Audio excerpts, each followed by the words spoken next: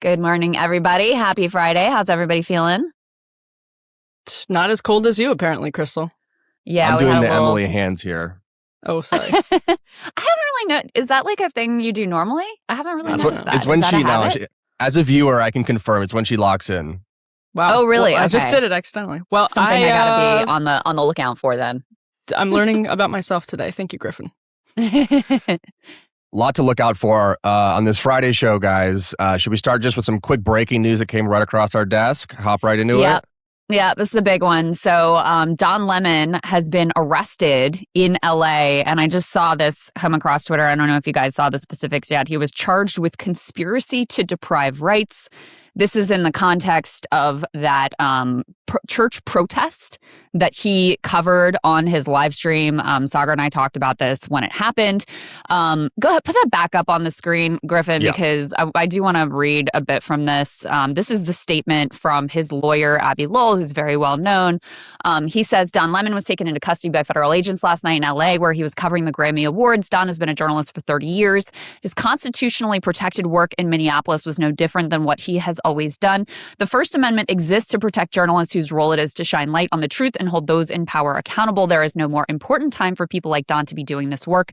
Instead of investigating the federal agents who killed two peaceful Minnesota protesters, the Trump Justice Department is devoting its time, attention, and resources to this arrest, and that is the real indictment of wrongdoing in this case. This unprecedented attack on the First Amendment and transparent attempt to distract attention from the many crises facing this administration will not stand. Don will fight these charges vigorously and thoroughly in court. Worth noting here, in addition, that they attempted to charge him, to get charges filed against him previously, and the magistrate judge that looked at the charges, against Don Lemon and the charges against, they attempted to charge 8 of the protesters who also came into the building. The judge refused to sign off on the charges against Don Lemon because he did not feel that there was sufficient evidence presented. There were only 3 of the protesters who actually ended up being charged based on that judge's assessment. So now they've decided to, they impaneled a grand jury and they went through this process. And now you have these charges against Don Lemon. We covered this. Sagar and I had a spirited debate about the protest itself, although, he, I think, more or less agreed with my assessment that Don Lemon, however you feel about him, was there as a journalist. He was not protesting. In fact, I watched a good bit of his coverage. He talked to people who were in the church. He talked to the pastor. He talked to the protesters. He asked them challenging questions. He asked challenging questions of everybody there. It's clear he has a perspective, as do we. That doesn't mean that he wasn't acting as a journalist at that point. Journalists get tip-offs all the time of news events that are going to happen. That's what occurred in this case. That's why he was there. And everyone, I don't care where you are in the political spectrum, if you care about the First Amendment, if you care about journalism, you have to stand up against this abuse because this is absolutely an outrageous attack on journalism. I'm in the wild minority, I think, on the right now, and when it comes to the Don Lemon thing, because for the part of the reason that Crystal was saying just now is journalists do get tip-offs all the time. Tips off? Is it like attorneys general? Tip-offs all of the time where you are being, something's going to happen. And then you can see how if you set the precedent of saying, because Don Lemon knew X, Y, and Z was going to take place in order to kind of follow it around, he is then an active participant. By the way, the government has informants who do that all the time. That's kind of another question. And if you start setting that precedent, it happened to a guy named Steve Baker from The Blaze on January 6th. And he had a hell of a fight to get out of that. And I just think that's, it's as someone who's on the right and goes to protests and stuff sometimes, you just can realize how quickly, I'm open to evidence that Don Lemon was more of a conspirator if it exists. I haven't seen it. I'm not convinced by any of it. In his live stream, he says, I'm here as a journalist to document what's going on. As goofy as Don Lemon is, he did make that pretty clear. And so if just getting a tip and following it with a live stream makes you complicit in a protest, I honestly don't think that's worth it. You can maybe make the a ham sandwich prosecution where you have this technical case against Don Lemon, he knew this was happening and because there's something in the law, blah, blah, blah. But it's absolutely not worth it because that's going to be turned around so fast, on Nick Sorter or any of those other people who are bopping around Minneapolis if there's a Democratic president. What do you think, Griff? I mean, listen, a huge Don Lemon fan here. I'm jealous for a all the lemonhead is what he calls them. He's about to get a lot of new subscriptions. We should get one of our hosts arrested, maybe, and get some new traffic to the show. Obviously, it's I don't know what the justification is. Seems like, Emily, has there always been like this odd sort of Republican hang up over Don Lemon specifically? Like, did he do something? Like, what was his original sin against Trump that he can't being let gay go and of? black? Other than he was. I mean, that's part of it. He was one That's of part the of it. most egregiously, just egregiously anti-Trump forces at CNN during Trump 1.0. He was doing those handoffs with Chris Cuomo at the height of the CNN effort to do the apples and bananas thing. Like, some people will try to tell you that this is a banana, but it's an apple. And they were pretending to be like neutral observers of the whole thing. And so I think that's where he got under everyone's skin most. But Lemon has an interesting history, and that, Crystal, you'll remember, because I think you were at MSNBC at the time, during like OG BLM. He was a little more conservative. He did a lot of black respectability politics, like pull up your pants type of like monologues. And the right which would is why send that viral, they would make it viral. Absolutely. Yeah. Which is why when he got fired from CNN, and I think the reason he got fired, if memory serves, was remember those comments he made about Nikki Haley not being in her prime or whatever. Yes. Like, I think that was the precipitating event. There might have been some other things that came out. Anyway, that was what precipitated his exit. And I was like, this is a perfect setup for him to grift to the right. Right? Yes. I mean, he has this black, that he could be the model minority. He got fired for this crazy PC woke reason. And, there would have been a huge lane available for him, much easier for him to make it there than to succeed, continuing in the liberal lane. To his credit, in my opinion, he has stayed in like a liberal, political positioning. And I mean, I think his channel is doing fairly well. I think it's been relatively successful. I haven't checked in on like all the numbers or whatever. Anyway, all of this is really far afield from the fact that, as Don Lemon is going to be fine. He's a wealthy guy. He's got a great lawyer. This, I think, is an outrageous assault on the First Amendment. The point isn't so much about Don Lemon, but it's about every other journalist, and independent journalist in particular, who now has to consider whether covering this protest is going to land them in hot water with the administration. I mean, it's one more example of them using, whether it's the law or the university system or their secret police, the masked thugs in the street, all of these mechanisms to crush any sort of dissent. Trump himself has basically come out and said that he thinks it should be illegal to criticize him. And that is the way they're acting here. So Don Lemon getting charged here, again, I don't care how you feel about Don Lemon. I don't care whether you agree with his politics or not. Should journalists be able to go and cover protests, even controversial ones, right? Even ones that may violate the law? For me, watching his live stream, I actually got a lot out of it because, it would be easy for me as a leftist to have a very stereotypical view of the congregants in that church. And instead, I had to actually deal with who they were as human beings. Some of them said to him, like, look, I actually might agree with some of the points of the protesters. I just really disagree with them doing this here and now in my church. So it made it more difficult for me to have a very flat and stereotypical view of what unfolded there. And so that is, he added something important to the understanding of that day. Frankly, I think it was probably more beneficial to the right than it was to the left to have those images and that video from inside the church while they were doing that action on that day. So in any case, I'm not holding my breath for a lot of people to be principled like you, Emily, on the right, and all the people who 5 seconds ago were free speech bros. I am very doubtful that they're going to be out there defending the honor of Don Lemon, but they should be. They absolutely should be. And not just because there's a possibility that a future AOC is going to go after them in the same way, but just because of the principle of the thing. You either support these rights that were supposedly, make our country so great, or you don't. And that's the bottom line for me.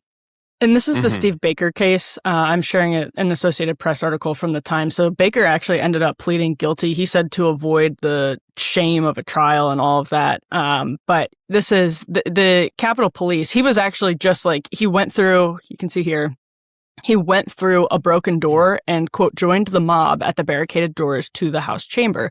He was documenting it the entire time.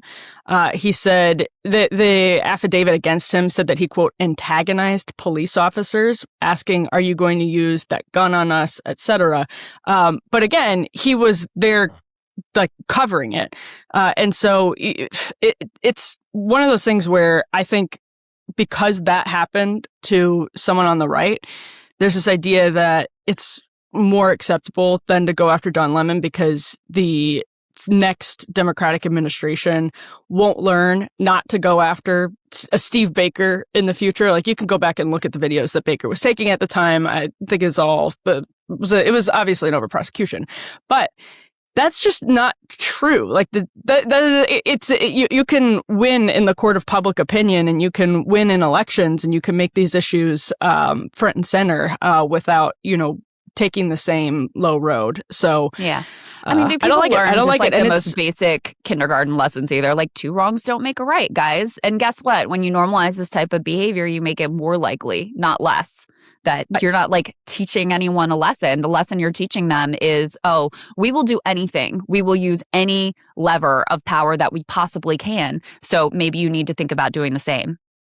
So when I was on the outside of the Capitol on January 6th, I had no idea what was about to happen. I followed everyone from the ellipse and was literally like talking to people. What are you doing? Why are you here? Where are you from? And get up to the Capitol and see this melee. And I wanted to go in the building because I didn't know if reporters were in the building. And someone very wise said, like, just don't go in. There are reporters in the building. Don't do it. And I am honestly so grateful for that because of what happened to Baker, for example, because he's a conservative. He was, I think, pretty clearly targeted because he was one of the conservatives there. Like the Capitol press corps, they're fine because they're there every day. People know who they are. That's fine. But I am honestly grateful for that. I'm sure my data was like swept up in all of the, dragnet that they applied because they were geotagging stuff. But it's something that you actually have to think about now. And I think that sucks, whether you're Don Lemon or Steve Baker. Yeah. All right. We had a bunch of red carpet moments last night, Griffin, right? At the glitzy Melania movie premiere. Mm-hmm. Yes, everyone who's anyone was there on the red carpet, and it was just a quintessential Trump moment to not only be promoting a film that is self-grandizing about his own family, but to also be dealing with all of the world's issues here on the red carpet, taking questions. But there's a lot of different topics here that he tackled on the red carpet, but I wanted to start with Tulsi Gabbard. He was asked why Tulsi was at an election center in Georgia. Actually. Mr. President, what was Tulsi Gabbard doing at an election center in Georgia today? She's working very hard on trying to keep the election safe, and she's done a very good job. And they got into the votes. She got a signed judge's order in Georgia, and you're going to see some interesting things happening. They've been trying to get there for a long time. We're going to start seeing some interesting things happening there. Now, Tulsi, it's been reported, has been tasked over the last few months with investigating this 2020 election. What do we make of all that? What do you think, Emily? I got to talk about this some yesterday. The Trump himself. I mean, just Tulsi Gabbard aside, Trump has been posting absolutely like bonkers stuff on Truth Social about 2020, like going deep into the kind of stuff that actually got Fox in such hot water, like Italian voting machines. I don't even know. Like the conspiracy theories are so rich that you have to These go. These were some new ones for me too. I was like, oh, I didn't even know that was something that people thought. Well, to that point, before not to interrupt you, just to that point, ABC has reported where some of these election conspiracies might be coming from, and apparently there's someone known as the heiress that is dropping some of these conspiracy theories over. Late Wednesday night, the president reposted to his social media platform a claim that Italian military satellites had been used to hack into U.S. voting machines machines to flip votes from Trump to Joe Biden. As documented in a 2021 book, Betrayal, the Final Act of the Trump Show, the conspiracy theory was brought to the White House by a woman who went by several aliases, including the Heiress, and was known at the Pentagon for her claimed ties to Somali pirates. Oh, so now we like the Somalis, huh? Yes, they're back in a big way. Now the shoe is on the other foot. I told you guys, don't sell on Somalis. She passed her material off to a National Security Council official at a supermarket parking lot in Arlington. So the heiress is now in charge. I remember there was some woman who was like, I think, sending emails to Tucker Carlson who said she was like a spirit ghost or something like that. That was, pushing some of the election conspiracies the first time around. But if memory serves, there was something like that was going on. Yeah, I mean, I will say, first of all, like Fulton County in 2020 was an absolute mess. The New York Times described what happened on election night as like a, quote, meltdown in Fulton County at the time, and they were a total disaster. Apparently, my understanding of this is that they're looking for these, quote, zero tapes. I guess the search warrant, according to, I think, Cleta Mitchell's conservative attorney, has been involved in this stuff. That's what part of the search warrant was for, and that's recording early votes. And so there's also... Let me pull up this. So Fulton County, this is a headline in the Federalist from December, quote, "We don't dispute 315,000 votes lacking poll worker signatures were counted in 2020. So they might be looking for something like that. I haven't gone deep into it personally, but because even if you if you say Georgia had significant errors, and one thing that did happen is there were more votes counted than the margin. There were more votes counted that were from addresses outside of counties, like people had moved, than the margin of victory for Biden in Georgia in 2020. But those are legitimate votes, meaning like they're real people. It wasn't like fake people. It was just that they hadn't registered properly. Mm-hmm. So, but even if you give Georgia in the Biden column, you still have to like make up in other states too. So I don't think people have confidence that a Gabbard probe into Fulton County is going to bear fruit. And I hate the 2020 election stuff because Ben Sasse, I know people on the right hate Ben Sasse, but he put it really well in a statement after January 6th, which is that Trump had been, quote, playing with fire and that's maybe even an understatement, by flirting with the Sidney Powell stuff, promoting the Sidney Powell stuff, and all of that, because you're just you're telling people that an election was stolen outright from under their noses. So of course people are going to storm the Capitol. Like that's what you're asking for when you are so reckless with what you're, as the president of the United States, putting out into the public domain. Yeah, I mean, in terms of Georgia, right, every election, because they are run by localities, there are going to be some places where things do not go smoothly, okay? This is the reality of democracy in America. Georgia, at the time and to this day, was run by a Republican governor, Republican Secretary of State. There was a recount in Georgia, and guess what? It all turned out fine. There were no problems there that had that came anywhere close to the margin by which Trump lost. You'll recall he had that infamous phone call with Brad Raffensperger, find me 11,000 votes, okay? So there's that. You had Rudy Giuliani, who went out and defamed some of these election workers who are just like, I mean, I'm sure, I know the ladies who work my polling place, right? These are usually like elderly women who volunteer their time because they believe in the civic good. And he went out there and attacked them and made them they were some, great villains and fraudsters. They won, I think, $186 million defamation claim against him. There were, of course, so many lawsuits that Sagar and I covered extensively at the time from the Trump administration trying to push their claims in court. Not a single one of them was found to have any veracity. I hate that I'm even having to say this at this point. Like, really, people, can we please move the fuck on? But the most optimistic or the most hopeful take on what is going on here is that, this is Tulsi Gabbard, who's been sidelined trying to get back into Trump's good graces by doing some bullshit. And it was the U.S. attorney in Missouri who signed off on this, who apparently has been given this charge to go back and relitigate the 2020 election everywhere and is, a partisan lackey there in Missouri. So in any case, the most optimistic thing is that this is a stupid Trump boondoggle that is not really going to impact much of anything, and it's just about Tulsi trying to get back in his good graces. The more concerning analysis, which everybody has to be worried about, given the fact that this man already has a track record of trying to steal an election, given that this man just said that he regrets not having the National Guard seize the ballot boxes, is that this is an attempt to take control of state and county election machinery. This is a test run for how much can we get away with, how much sort of smoke and mirrors and problems can we cause leading up to 2026 and ultimately 2028. In 2026, Jon Ossoff is the most endangered Democrat running. I think he's got a good shot of, winning re-election if things are free and fair, but apparently that's a big if.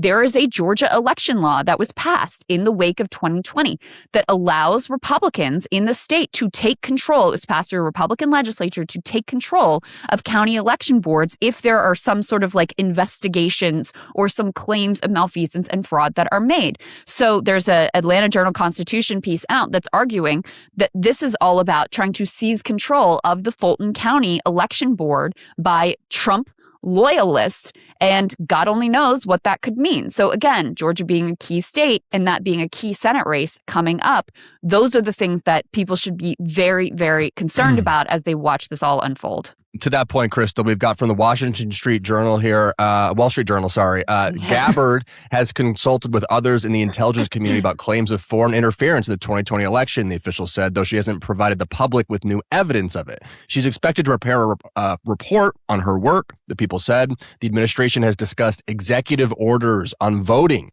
ahead of the midterm elections, two of the officials said. So yes, it seems to be not only a sort of humiliation tour for Tulsi, but a test run for all that good stuff coming up in the future. Emily, how far do you think they'll go for the midterms as opposed to a 2028? Well, yeah, I mean, so this is why, I can't dismiss what Crystal is saying about potential interference coming up, like what this could grow into, because Trump is himself a wild card. And let me just read here from Margot Cleveland, who's a conservative attorney who's followed the Georgia stuff very, very closely. She wrote, in 2020, Joe Biden won the Georgia general election by 11,779 votes out of nearly 5 million ballots cast. Following the election, Trump filed suit in a Fulton County state court, arguing approximately 35,000 Georgians may have illegally voted in a county in which they did not reside. Goes on to then say, after the November 2020 election, Mark Davis, the president of Data Productions, Inc., and an expert in voter data analytics and residency issues, pulled from the U.S. Postal Service's National Change of Address database and cross-referenced that information with records from the Georgia Secretary of State's office. His analysis showed that nearly 35,000 Georgia voters who had moved from one Georgia county to another voted in the 2020 general election in the county from which they have moved. So all that is to say, there's a world in which the Fulton County probe is restricted to this type of clerical question about what happened and where, they may have erred. It's a lot for the federal government to get involved and raid the offices and all of that. So maybe you have a totally responsible, targeted investigation, but I don't think that's. If I'm looking at how Donald Trump reacted in 2020 to the election with the Sidney Powellism and all of that, and by the way, Ryan and I talked about this, Trump has since said that they're not talking to Maduro about potential Dominion voting machine stuff, but some of this goes directly back to Maduro, and it's possible that they could be. I mean, Trump has said no, but it's possible that some of this is coming from information that they're trying to follow, like foreign interference. Is it because they've been talking to Maduro about certain things? I thought the same thing. Yeah, there was this is a funny story. When I was on the floor of the RNC, actually it was in the media area of the RNC in 2024, someone came up to Rudy Giuliani and introduced themselves, and he could not process the information for whatever reason. And they said they were from Pennsylvania. And he was like, I was just overhearing this. And he was like, oh, Venezuela. You guys are responsible for all the voting. And the guy was like, Pennsylvania. And he was like, yes, Venezuela.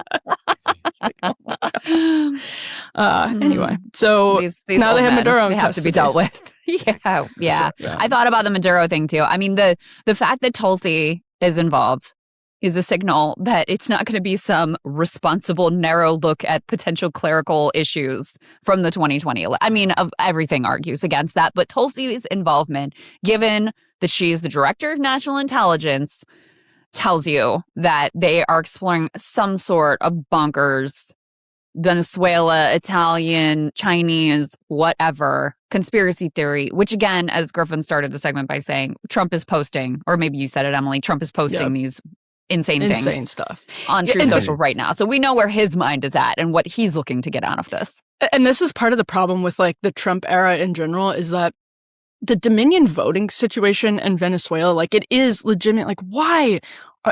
The story of the voting machines is just it's so stupid and ridiculous. The story of Fulton County in 2020 is so stupid and ridiculous. But then it gets built into this crazy conspiracy theory about foreign actors and a concerted effort to steal the election from Donald Trump with counting mismatched county residencies and all of that. And you just put the picture together in the way that Trump talks about it, or Sidney Powell was talking about it, and you're like, holy smokes. But because there are these origin stories that if you pull up the thread, you're like, why are we doing because we did so many stupid things. It makes it more powerful with people who want to believe that there was some grand conspiracy to have people in Georgia vote where they shouldn't be because they moved 6 months ago or something like that. So not great. The 2020 stuff is going to look cute when we go to 2028 and every county clerk is on Polymarket betting for the election. So that's a really good point. That's a really good fucking point. Every election is going to be the most trusted election of all time and compared to 2028. So get excited for that, everybody. So we want to move on to a little more ICE stuff. So Trump was asked about Springfield, Ohio. Now, Springfield, Ohio, for those who don't remember, was the eating the cats and dogs topic during the 2024 election. J.D. Vance announcing directional truth as sort of a strategy for the Trump administration that I thought was quite honest. But now Trump was asked if ICE is going to be going into Springfield to, start deporting the Haitian population that lives there. Let's take a listen. When might we see Springfield, Ohio? Well, we're going to see what's happening. Springfield is not a happy place with what they did. Springfield, I love Springfield, Ohio. I won Springfield, Ohio, but during the Biden administration, they did great damage to Springfield. So we've got that here. And before we react to that, I also wanted to pull up the House Democrats have released a new set of demands for what they want DHS to change, and if they're going to fund them and the government. Some of the bullet point list here, if you can't see it on screen: ensure ICE and CBP immediately leave Minneapolis and stop terrorizing citizens, end arrests without judicial warrants, ensure full, independent, transparent investigations into DHS-related shootings, end detention and deportation of U.S. citizens. What a big ask. End the anonymity of federal agents, ensure robust minimum standards at detention facilities. Those are the main ones here. What are we to expect with what seems to be the upcoming Springfield raid? Well, I think it's worth noting, most of the migrants in Springfield, Ohio are Haitian. Most of them had temporary protected status, although there'd be a variety of different, time periods when people move there, et cetera. And, the legal framework would be different for different people, but that was the vast majority. There was just an appeals court ruling saying that when Kristi Noem ended temporary protected status for Venezuelans and for Haitians, that was done unlawfully. However, that policy may still be may still be enforced while those appeals play out. So this was an appeals court ruling, so you're already at sort of like a higher level. I suspect this will ultimately go to the Supreme Court, but I believe their status, if you buy that Noam did this lawfully, ends something like February 3rd. And that's why the expectation is that they're going to move in quickly to Springfield, Ohio, to make good on what were effectively their like campaign threats against this migrant population.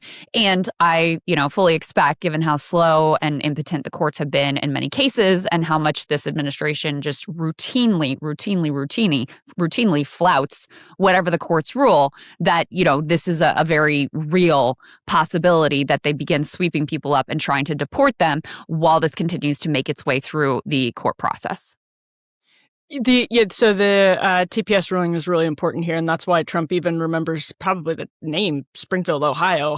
It's almost like that question. I don't know who asked that question, but that sounds like one of those questions people sometimes like. Someone's like, hey, you should ask about Springfield. Like someone in the admin is like, hey, you should ask about Springfield.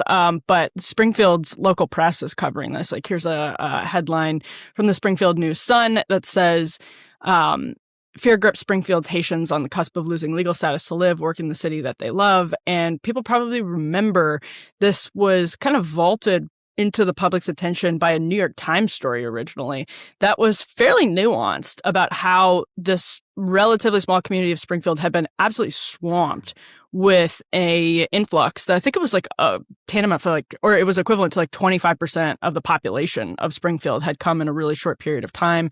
There was a school bus accident where people were killed, a Haitian driver, and the community was super, super divided over what had happened. And also at the same time, you had business owners being like, the Haitians are great workers. They're filling these jobs. And it was, that's what originally had everybody talking about Springfield, Ohio. And then Rufo went in and there was like a cat being barbecued 10 miles away or something like that. Am I remembering correctly? It was like, it was, but it wasn't a cat. It wasn't a cat, but he claimed it was. And like and then there was like a picture of someone holding a goose. I mean, it was just the the goose. That's an right. average day that's an average RFK Jr. story. I thought we liked that stuff.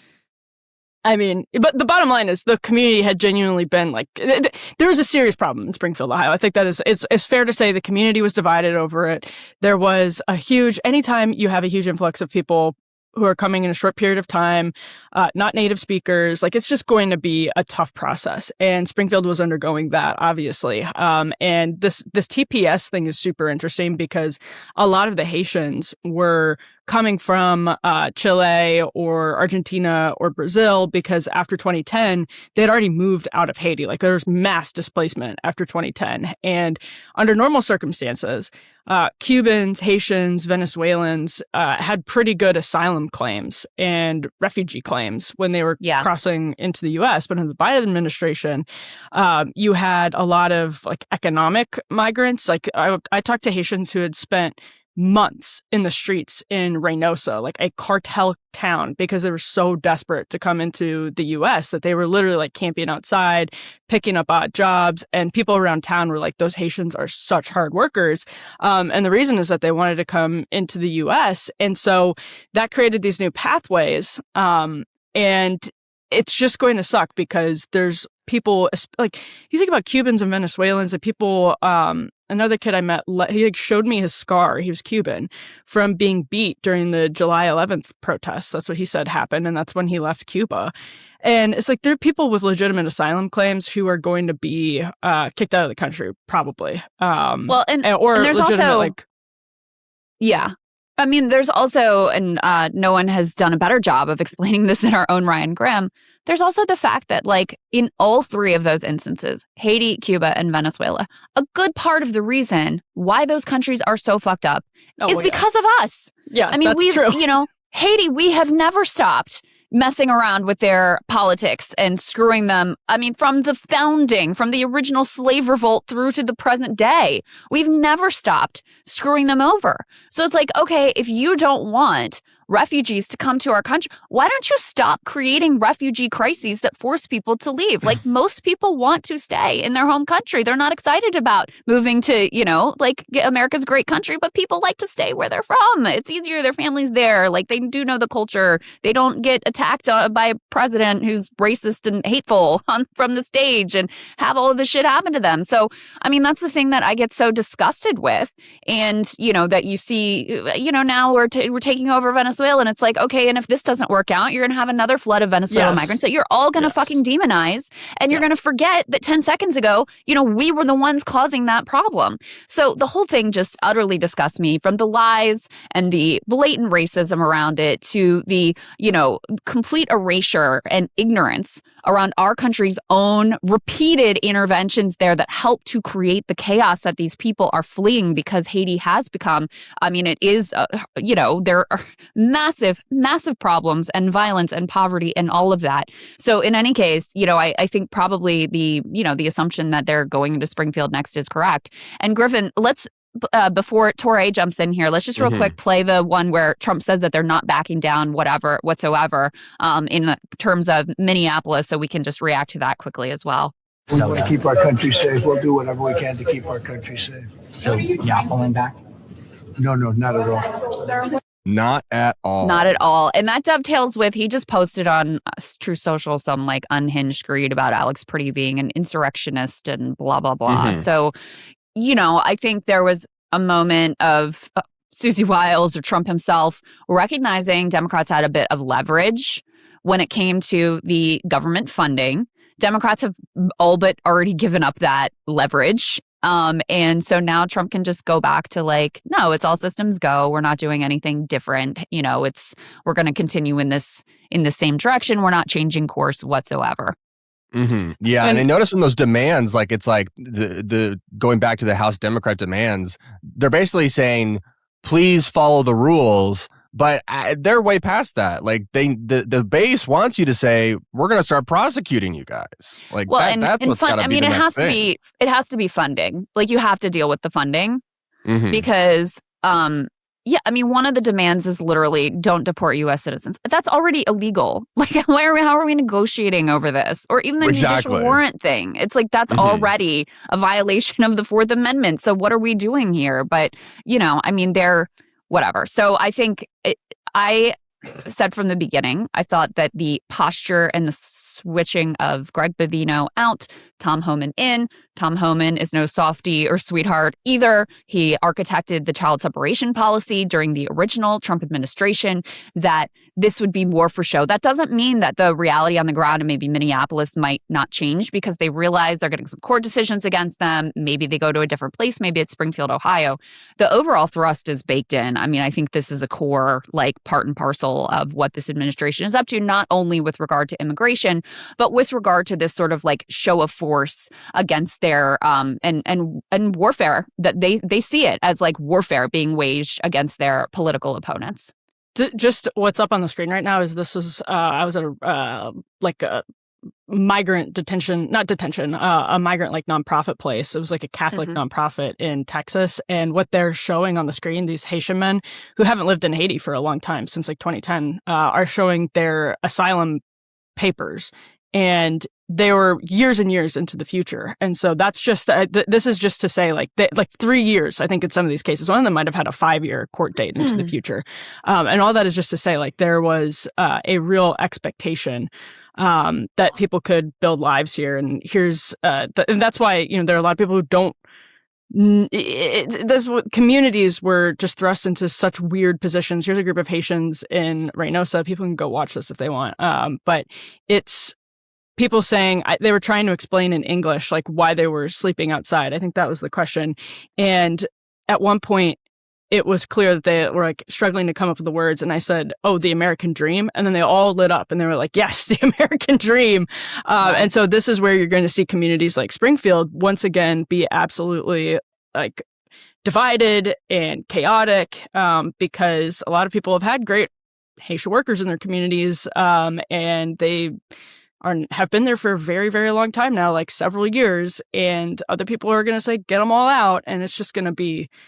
Yeah, it's about to get. It's not de-escalating. It's about to get worse. Well, one last note with regard to that, Emily, because that's a genuine problem, that there was such a backlog in the system. So people could come in and whether their asylum claim was legit or not, they could claim asylum and then have the confidence it's going to take years before this ever gets really worked out. By that time, I'm established. I've made some money. I've been able to send it, whatever. The one big, beautiful bill that flooded ICE with ungodly amounts of money, making it the best funded law enforcement agency in history, making immigration enforcement budget larger than the military budgets of every country except our own and China. Okay, that bill explicitly limits the number of immigration judges that are allowed to exist. So if your goal is to speed up that process and make that streamlined and run more efficiently, that's something I'm for. I support that. I think that is a smart and something that it seems like everyone should get on board with. But they go in the opposite direction and say, no, we want to limit the legal pathways for people to be able to have their asylum claims adjudicated. And instead, we want to explore all of the ways that we can avoid due process and mass ship people out or scare them out with our cruelty. That's the direction that we want to go in. And so I think it's important for people to understand that is built in. That is at the beating heart of their approach. And again, it's not just about immigration. It's about this show of force in the streets. It's about them truly believing their left of center opponents as being some network of domestic terrorists that must be quashed and assaulted and defeated and arrested and scared, etc. Which, the Don Lemon thing that we started with fits in with that whole conception of how they're approaching things as well. Well, speaking of legal status, that leads us nicely to Nicki Minaj and her new Trump gold card, which will lead us also nicely to our guest. So, Touré, Nicki Minaj has been doing this whole MAGA tour. She did the whole Erica Kirk moment. She now just had a big Trump moment. He gave her the gold card to settle her immigration status. I think a lot of people's assumption is that her husband and her brother are in some legal trouble, and perhaps this is a attempt to get in his good graces for a possible pardon or something of that nature. What is your assessment here? Does this MAGA turn from Nicki come out of nowhere to you, or does this seem like something that makes sense given the way that she's positioned herself?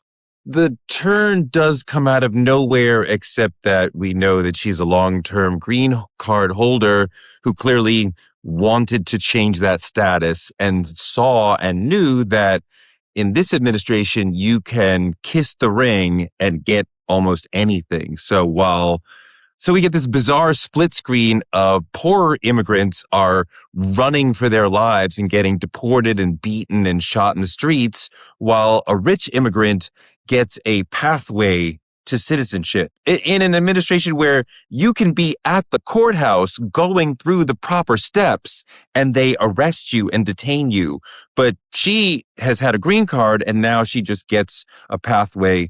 I don't believe that citizenship should be sold as a luxury good, especially as a personal choice of the leader that he happens to like you. You have kissed the ring. You have shown sufficient deference to his political perspective. So you get to be a citizen. I think becoming an American citizen should be much more egalitarian, should be much more of a broader opportunity for a widespread of Americans, widespread of non-Americans who don't necessarily have to suggest that they love personally the president to get a citizenship.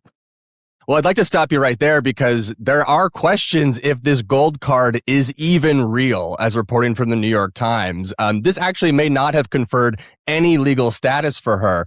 Trump administration officials have said it's more of a token, it was more of just kind of a symbolic gift. Like a souvenir. And actually a souvenir and does not actually confer any legal status. I hope now, that's true.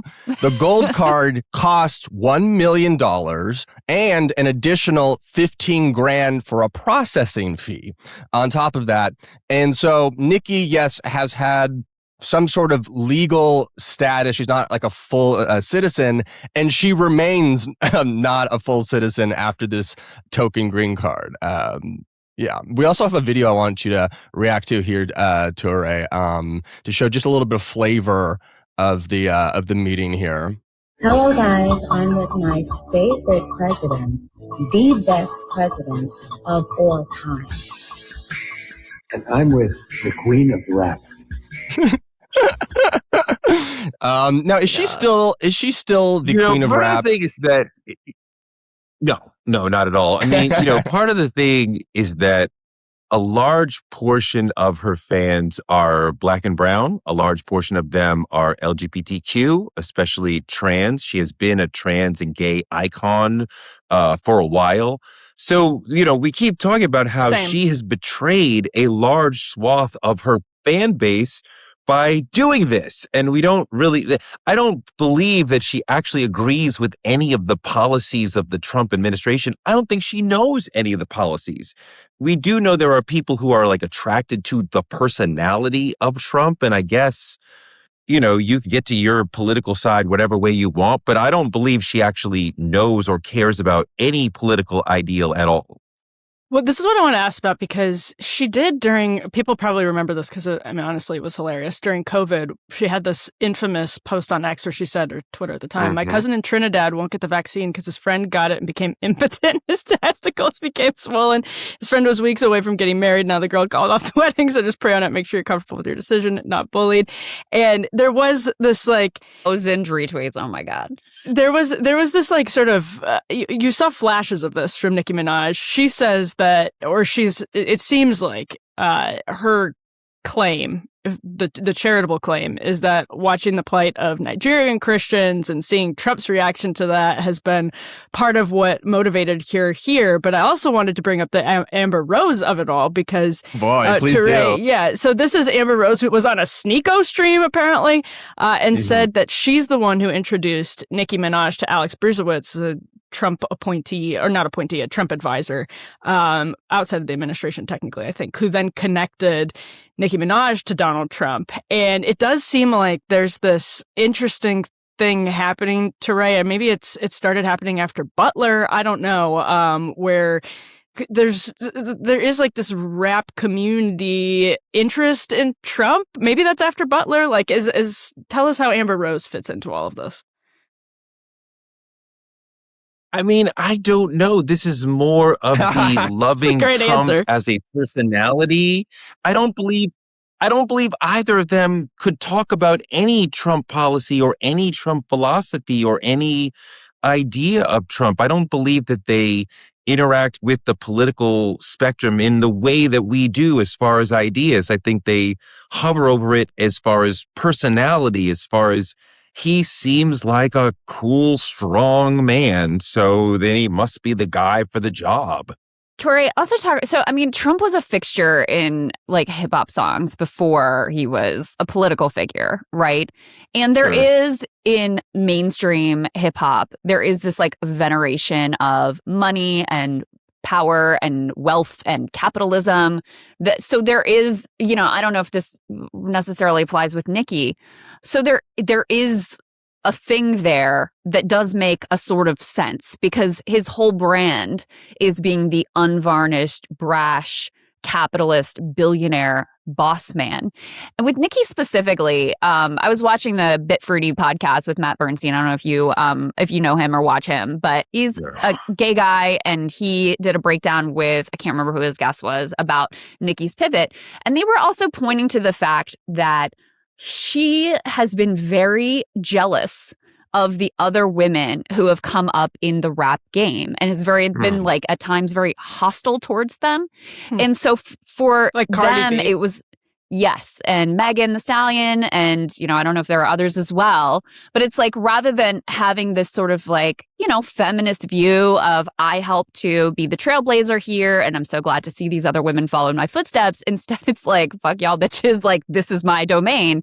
So I wonder if you see any connection there too with it, not being that surprising that she would have this right-wing turn, at a time when the movement is explicitly, the right-wing movement is explicitly sort of anti-feminist, certainly anti-queer, etc.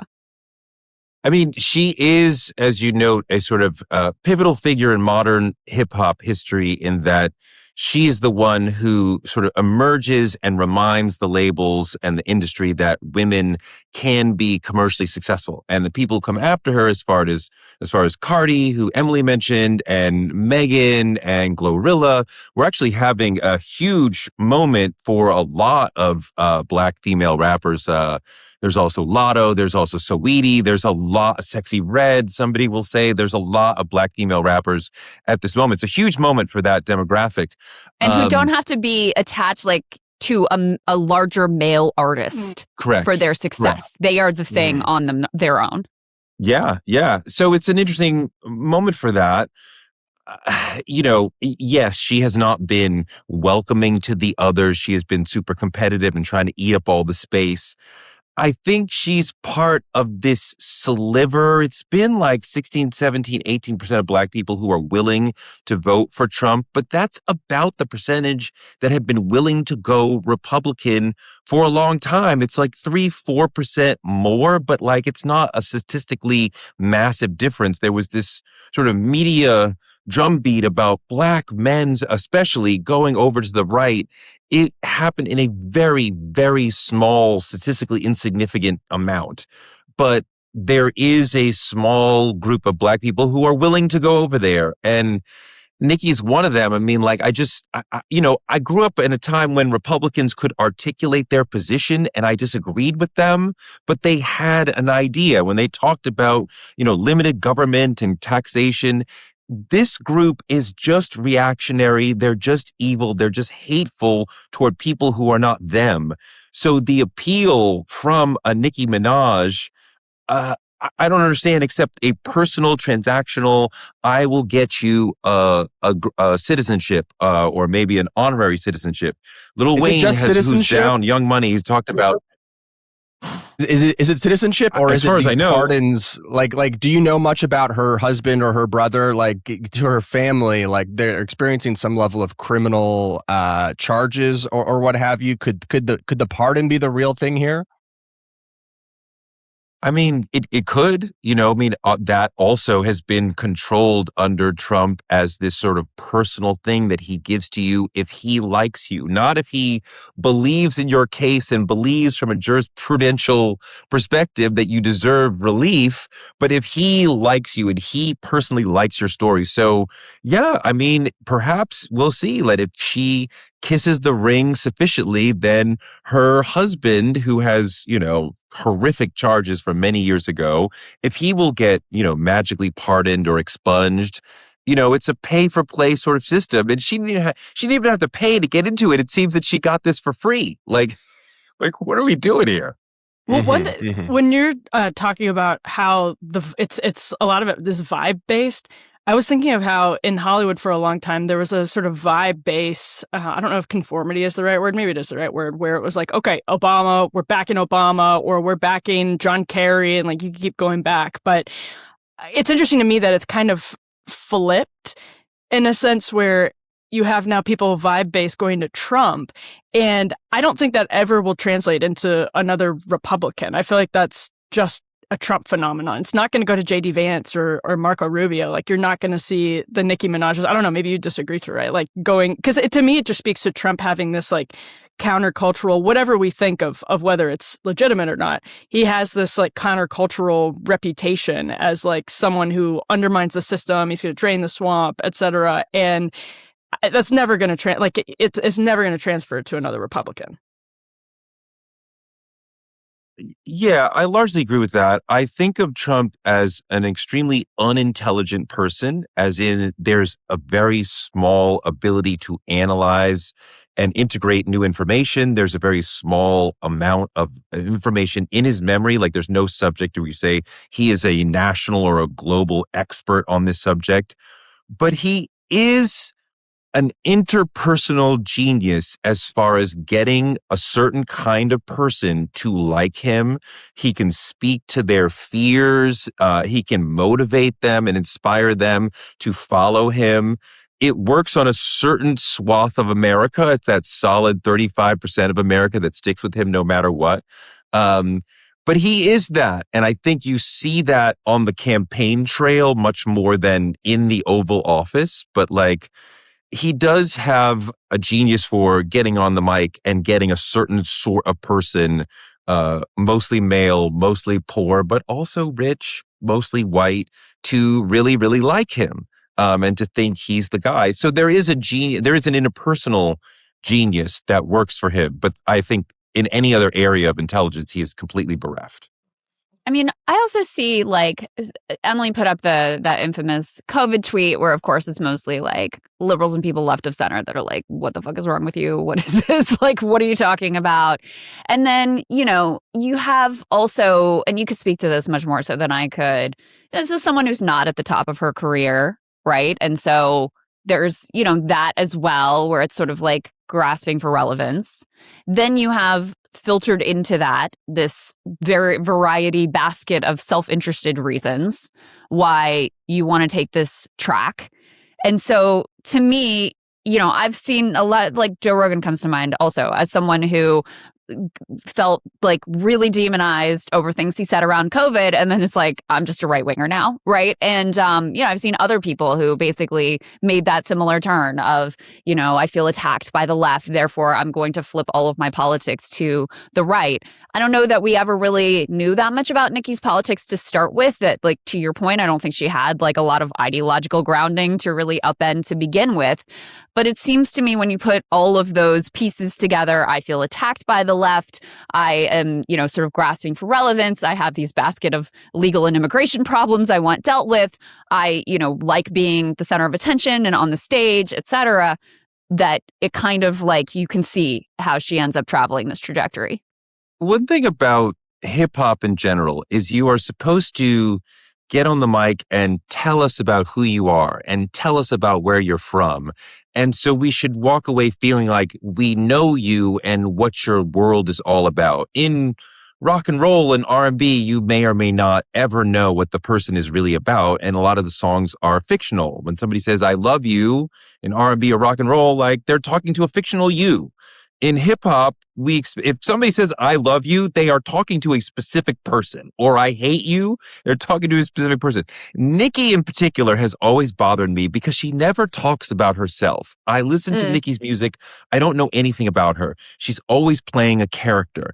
And are you saying sometimes she doesn't have the super Harajuku bass? Barbie sort of character. She doesn't. Well, she does. She has like a variety of alter egos, right? Yes, she has different characters that she plays over time. And like Beyonce has different eras, but I feel like they are rooted in who she is. Nicki, I feel like she's an actor and she's a theater kid she's doing different roles. So I'm like, that's interesting. This is the new chapter of Nicki, which is MAGA Barbie, as opposed to previously she was Harajuku Barbie. It's none of it is real. It's not a genuine desire to relate to Trump or Trumpism.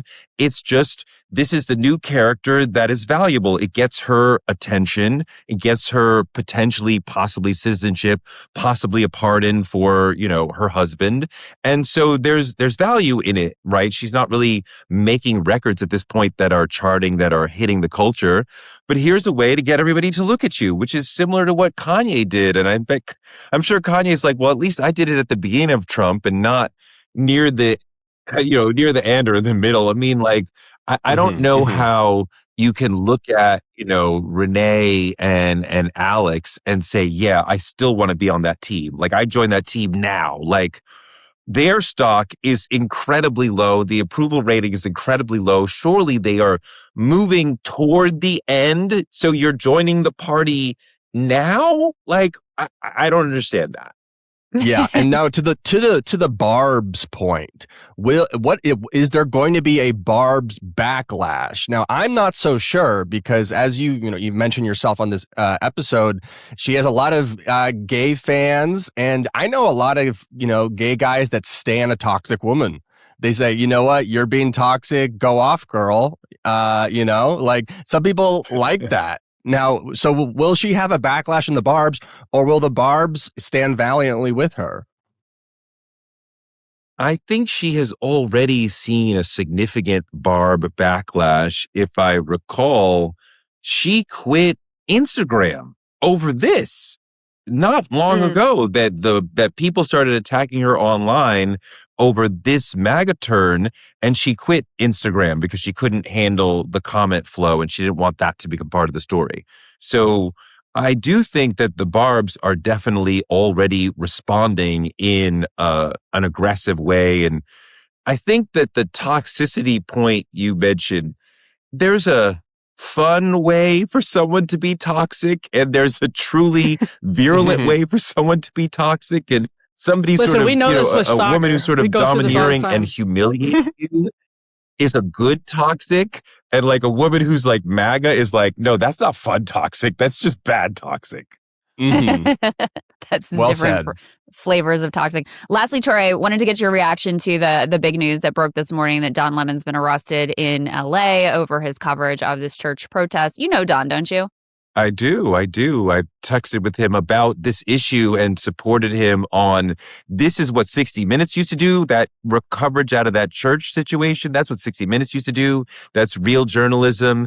The notion that he was leading a mob into a church is completely backwards. He was covering a situation that was happening on the ground. This is a politically motivated arrest meant to silence people like us. And the conversation keeps going to whether or not they could or should have protested in the church. Don was not protesting in the church. He was media in the church. And generally we protect that. This whole story, the whole arrest is protecting against the notion of we have a pastor, a Christian pastor, who is in ICE. So all of this is protecting that man. And if we cannot talk about the hypocrisy of a Christian pastor being in ICE on Sunday talking about love thy neighbor, help the stranger. Would Jesus have joined ICE? Of course not. Like Jesus was flipping the tables. He put God over the state, and being in ICE reverses every Christian principle. So what those protesters were doing was righteous in calling attention to his hypocrisy as a Christian. And the right and the administration has tried to turn this around about you can't protest inside a church. That is not the crux of this issue at all. Yeah, I would also note they haven't treated churches as sort of like sanctified spaces because they've done immigration raids and, explicitly overturned previous policy to do immigration raids during church services as well. We are not investigating the man who shot Renee, the man who shot Alex, but we are investigating Don Lemon, a journalist with a microphone who interviewed people on the scene of an ongoing story. Yeah. Well, and anyone can watch the live stream. It's, I believe, still posted on his channel. If you are concerned that he was taking part in that he was leading them into the building, that he was serving, just as an activist and not as a journalist, like you can go watch it for yourself and make your own determinations, because it actually was quite helpful having him there and interviewing the people that were there and getting, all of their perspectives, including the pastor who was there, not the ICE pastor, a different pastor who was there leading services and obviously was very upset by the protest. Touré, tell people where they can find you and support all of your great work. All over the place. I'm on TikTok at Touré Show. I'm on YouTube Have at you been, Touré you noticed Show. any censorship over at TikTok last week? You had problems?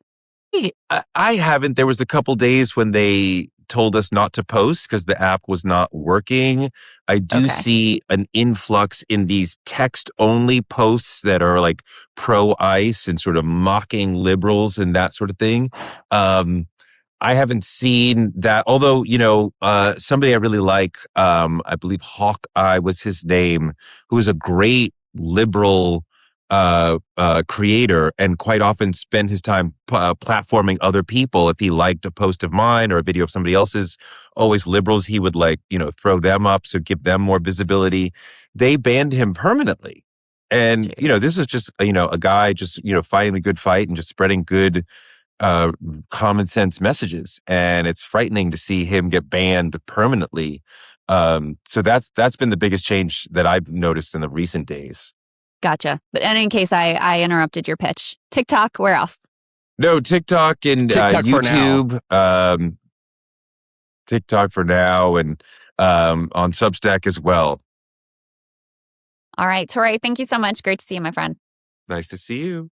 All right. That is going to do it for the public half of the Friday show. Please subscribe at breakingpoints.com to join us. We have some huge AMA questions to answer from our audience. I have an incredible video from Rep. Marie Goosenclamp Perez and some interesting backstory on her personal history that might trigger one Sagar and Jetty. We have Hassan Piker banned from Twitch. We have a CBS Barry Weiss internal town hall meeting with some interesting comments and plenty more. If you want to check all that out, again, breakingpoints.com. You can become a monthly or yearly member. That'll be in the video description or at breakingpoints.com. Anything else before we leave, everybody? Nope. See you See you there. on the other side. Hey, if you like that video, hit the like button or leave a comment below. It really helps get the show to more people. And if you'd like to get the full show ad-free and in your inbox every morning, you can sign up at breakingpoints.com. That's right. Get the full show, help support the future of independent media at breakingpoints.com.